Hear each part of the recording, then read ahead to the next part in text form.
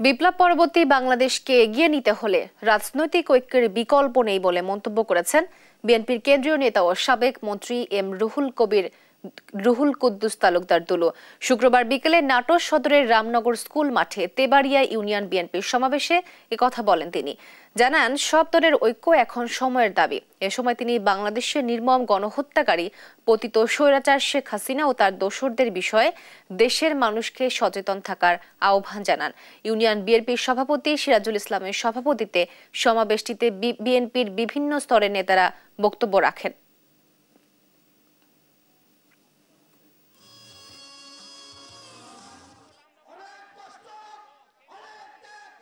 আজকে এই মুহূর্তে সকলের উচিত যেভাবে হোক আগামী দিনে এই শেখ হাসিনা এবং শেখ হাসিনার দোসরদের ষড়যন্ত্র যেন আবার নতুন করে আর ষড়যন্ত্র করতে না পারে, এই জন্য সকল রাজনৈতিক দলের ঐক্যের বিকল্প নেই।